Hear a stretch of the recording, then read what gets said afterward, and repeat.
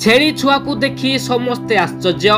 किए कहूची मनीष मुंड भली देखा जाउची तो आउ किए कहूची भूत छुआ भली। एभली छुआ जन्म हेबार कारण कौन बोली साधारण रे प्रश्नवाची सृष्टि होईछि।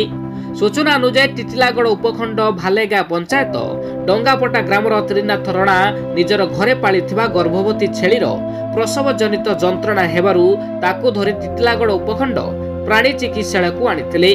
सेठारे कार्यरत डॉक्टर शुभेन्दु रंजन सेठी और डॉक्टर मंजुलता बाग छेली को देखिबा परे साधारण प्रसव न हेबारु अस्त्रोपचार करिथिले।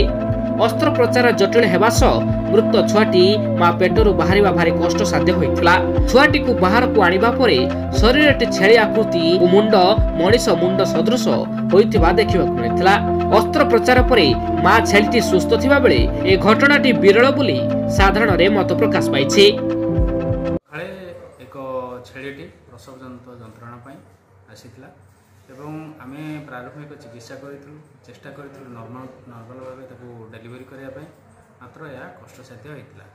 तापर आम डिसीजन नहीं जे अस्त्रोपचार करने अस्त्रोपचार करूँ सक्सेसफुली अस्त्रोपचार करापर जना जाइए जे छेलीटी नॉर्मल थिले भी तार मुंडटी एबनॉर्मल थिला जहाँकि आमर टेक्निकल टर्म है हाइड्रोसेफालस कंडीशन मात्र माने मनीषर माने छेलीर मुंडरे पानी जमी जाइथिला।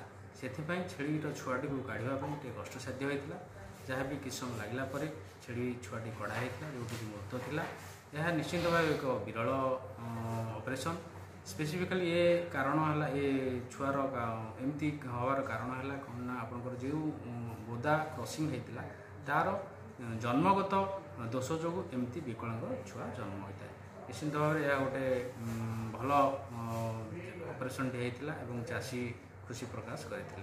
धन्यवाद।